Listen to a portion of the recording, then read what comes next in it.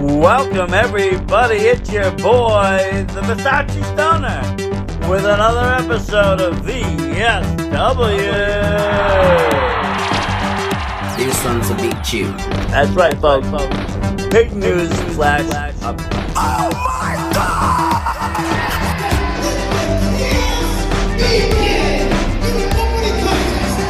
VSW. Brass hats know what time it is. Get up off of your seats and bow down to the king. One of the greatest in this game and one of my favorite all-time people in this game. The Versace Stoner. It's places like this. I started in a mill. I'm here still in a mill. I consider myself a mill wrestler. Welcome everybody, it's your boy, the Versace Stoner. And we're back with a very special episode of VSW podcast. We're bringing back somebody we had on the show prior, Michael Kevin Lovett. Welcome. Thank you. It's always an honor. Great. Last time we were on voice only. This time we're getting to look face to face. Very cool. Right. But yeah, tell us what's been on the world. I see your posts a lot. I read a lot into what you do, and I just want to say before we get into it, you bring a lot of nostalgia back to my wrestling, because a lot of your posts are very nostalgic, but it's a different nostalgia. It's not like the WWE stuff. You post a lot of WCW stuff, which a lot of people don't do. A lot of people don't even remember it. Gotcha. Well, that was a big part of my my 20s. WCW, it was running head to head. The wars were a tremendous time that we'll probably never see competition again in wrestling on that level. Potentially. And yeah, I loved all of it back then. And I don't know, I didn't personally watch one show or the other, Raw or Nitro. I was frantically flipping back and forth. And I don't even know how the ratings would have worked under that situation, when the Nielsen homes, if their channel surfing back and forth, But yeah, so I think, probably everybody was like that. Yeah, definitely. I mean, I was in my high school, just almost graduating when it all, really took steam ahead. We'd all go home Monday night, all the kids, and then by Tuesday morning, everybody would be talking. Some, would only watch one show. Some would watch the other. Some would watch both. Everybody would know what would happen after that, though. It was a wild time to be a wrestling fan because everybody looked forward to it. It was something that everybody really just kind of came together in that community over. Whether you were on one side or the other, you just wanted to see what was going on. But like I said, a lot of the people in my circle, they'll say WWE was a really big part of my history, Hulk Hogan, this one and that one. But, that's great for the Northeast. But a lot of people in the South and a lot of people in the Midwest and a lot of people on the West Coast, they all grew up with, Ric Flair, Sting, Arn Anderson, and all the territory wrestling that we just didn't have out here. Right. When I was in my teens, I tried to turn my grandfather on to the WWE machine of wrestling because he was a big Memphis fan, and he loved the old CWA and Jerry Lawler, the Jarretts, all of that. That's what he loved, and I tried to turn him on to the WWE, and he wouldn't have nothing to do with it. He said they're too big, and he didn't like the big production and this and that. And I think that spoke for a lot of the audience back then. It does, as a kid, I think, I could say, as a kid, I think I liked all the glam, the lights, and I was kind of at that right age where okay, I grew up, WWE was in this rock and roll era. So, you had these larger than life characters, Andre Hogan, with all the American pride and all the glory, you wanted to be the good guy. Then, at the right time in my life, you're like that right under teenager, they started with all the funny gimmicky stuff, the clowns, the doinks. Then they, as right inside we all became teenagers, we run into the attitude era, and everyone's and all the sexuality's flowing, all the innuendos, everything's going great. And then you get a little bit older, and the next generation came. But looking back at it now and being a little older, I like the indie scene because it isn't all that glam and glass. It's wrestling and story, but without all the other stuff. You can just get right to it. And I like to watch that independent scene because of that. It just kind of cuts out some of the production, yes, but at the same point, they're able to tell their story in a shorter amount of time. You don't have to watch, 5 weeks of Raw to understand, what's going to happen in a 2-hour indie show. Right. Well, it's kind of like, if you look at the music industry, a lot of the fans will say an artist is much better before they get signed and before they go big, because then they're controlled by the record company and the record labels and all that. And before they get signed, they have all that freedom to do whatever they want to do, and because of that, a lot of the audience says that those are their best years. Yep, yeah, no, I agree definitely. But there's another promotion you work with. I can see his title in the back. UWF. Tell us about that. I Yes, mean, a lot of yes. people think that federation is just like gone, but it got a lot of traction after that Dark Side episode, obviously. But a lot of people are just like, like I said, it's a mixed batch. I'll ask people about it. Some people know about it, some people don't, and some people don't remember it even going on. I do. I'm one of the people that kind of remember it happening, kind of vaguely, and I was like, oh, they're gonna, at that point I was a WWE fan, but they're really gonna try to, take WWE by storm. Like, not gonna happen. But going back watching the stories now, it's like, wow, he tried to do something. Vince has just used his power once again to shut down the smaller people by pulling talent. But yeah, tell us about this. Right. Well, I was contacted by Wild Thing Steve Ray, I believe a former co-holder of the UWF Tag Team Championship, and a former alumni there. And just out of nowhere, I had all this stuff going on with film and doing indie stuff. As I think I was the general manager out at Great South Wrestling Federation at the time, and I was getting noticed, and I'm still getting noticed. And he was one of the guys that that took a notice, and then he said, "Hey, would you like to get involved with the brand?" And then I got to tell him that I was familiar with it, and I said, "Yeah, I'd love to." And because like 1990, 1991, the territories were fading off. The NWA was changing, and Jim Crockett Promotions was splitting. The AWA was fading away, and having grown up with those three big promotions, NWA, AWA, WWF, I wanted to get back to that so bad, to having that third option, and there was the UWF, and they had a lot of potential, and but everything that happened, and sometimes it just falls by the wayside, and that's just life. But here we go again. So are they going to be relaunching this as a real, like, full acting promotion with titles again and wrestlers, or is it just kind of just a nostalgic thing to keep the heritage alive? Right now it's a baby step thing. It's kind of a law of the farm thing. You got to plant the seeds now to see where it's going to go. What our market share is going to be, and not dive all the way head first in, and Yeah, and run the tank out fast. You really got to lay it out slowly, particularly with a relaunch, because I don't particularly know of any promotion in wrestling that has ever relaunched after a long period, on their own. the only one uh I can think of, I think, is XPW. They did do that relaunch after they got out of jail, but gotcha. it's not the same promotion.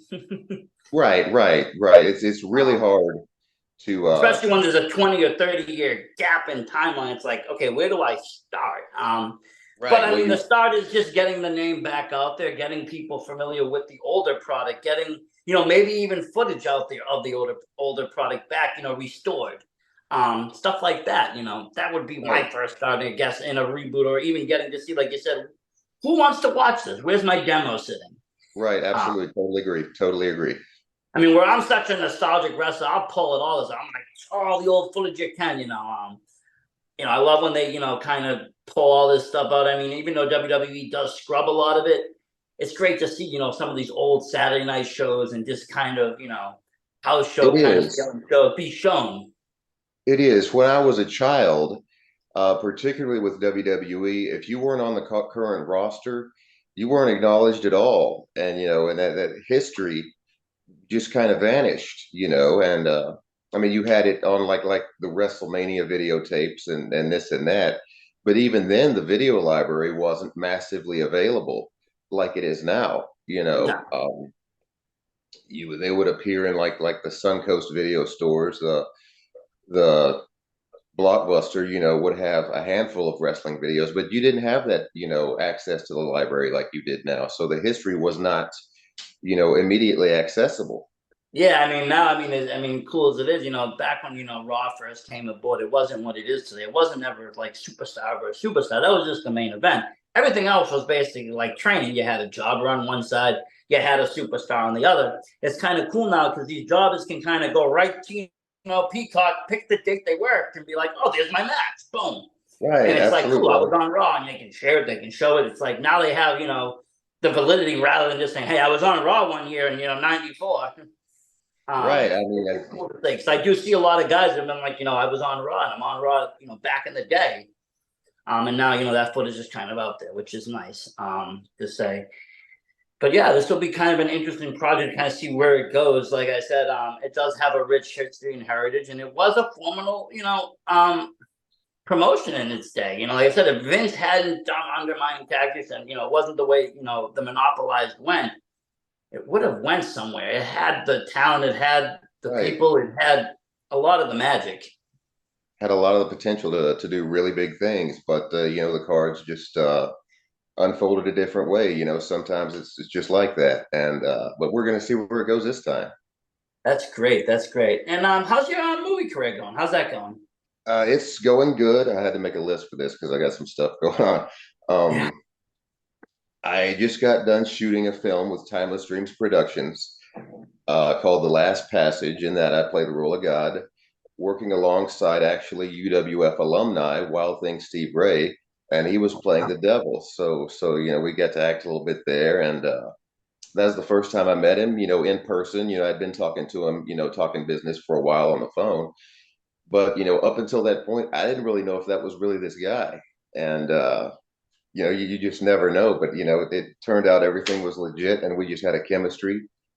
Sometimes it's there, sometimes it's not, but he flew out here and he came to the house, and we drove to the shoot and had a great time, and he flew back home, and it's back to business through technology. But it was a wonderful experience. I'll always cherish it.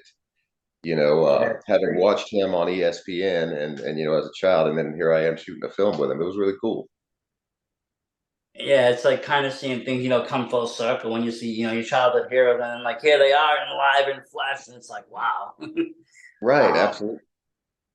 and these are the moments that kind of cherish, and it is the memories that along the way in the journey that really is, the important part of all this. It's not so much the destination and where these things are actually going. That whole learning process, and meeting these cool people, and finding out all these cool little things. Right.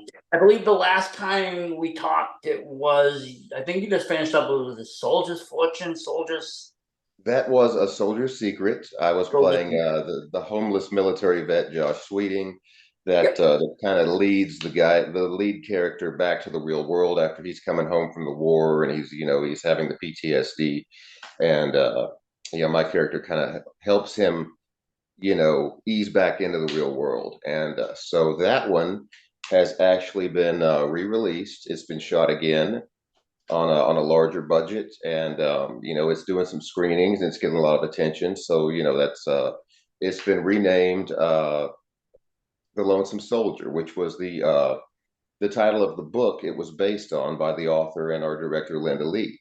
And so that's getting some steam there. It's So been did a they pretty. bring you back? Did they bring you back into film more, or? They did not. I'm not sure my character made it into the film. They've it's pretty much the same script, but they've changed it. It's like he's not just a soldier; he's also a rock star, I think, and this and that. So, um, Kind of all just seeing what got cut and what got left in. Yeah. right, right. See what survived it, but either way, just because I'm in the original film, I'm still connected and still getting a kind of a career buzz from it. Just Yeah. from that. So yeah, that's really cool. Of course, you still want to see it succeed regardless. I mean, it's a product you were on. Right, And it's always good seeing, anything, kind of succeed, because it always, when something else succeeds, even if you're in the minutest role, you're succeeding. right. Um, Yes, sir. Totally. some people just want to be like the headlight, and like if it's not, the main attraction, like, well, I don't really care what it doesn't. It's not really the right attitude. You got to kind of like want everything to succeed because it's just a a role effect. When one thing succeeds, everything succeeds. Right. It's Um, totally a snowball effect. Definitely. So do you have any other future like plans coming up on shoots or anything else going on? Well, I've been named the curator of the UWF championship belts. You know, Wow, that's beautiful. so So are those the originals? this one is not, but I think Steve has one of the tag belts, and it's just cool to know. And the UWF has like a slew of championships. I didn't even realize it when I was young, but there was like an Israeli championship and MGM Grand Championship. There's a ton of them, so I'm gonna have to go back to the books and you know learn all of them if I'm going to be the curator of the history of the belts. But It's a I cool always position. always like the style of them. Yeah, there was something different, about 'em, especially with the way the belts were looking at its time, and just with the white straps, and it's something that was different. It really sticks out. Right, but Plus they had that, the F and the all that, and that just was, part of the time. It was right, a little bit, honestly, probably a little bit ahead of its time. If they went a faster like 6 more years and dropped in '96, and they were head to head with ECW, it might have been a whole different, ball game hmm for them, for the UWF, just because they were a little bit ahead of their times, in my opinion. totally. Luck has so much to do with success. It's unbelievable, and that luck is either there or it's not with the timing. And obviously you got to put the work in. But if Yeah, the luck isn't there, with the timing and everything, that's such a big part of it too. And destiny, really. yeah, just where you're going, what's the future holds. And are we going to be seeing you in ring anywhere anytime soon? Doing any managerial work or anything, or is that kind of just all No, over the filming? right. It's kind of on hold right now with the film thing kind of took off, so that's kind of taking prevalence, taking first place. But wrestling was my first passion, and I'm always going to be going back to it anytime it comes back to me.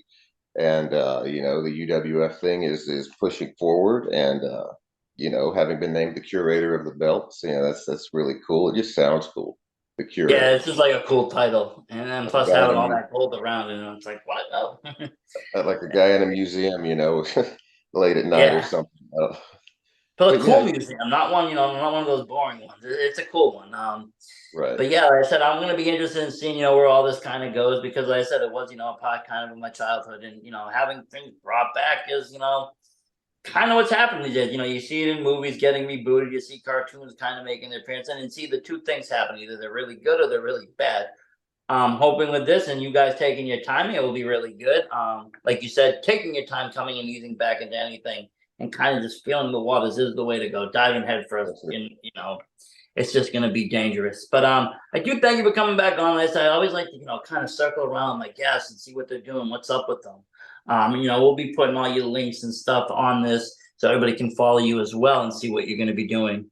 Thank you. Yes, sir. Yes, sir. Totally. It's always a pleasure. Great, thank you. Have a great night. You too. Bye. Bye.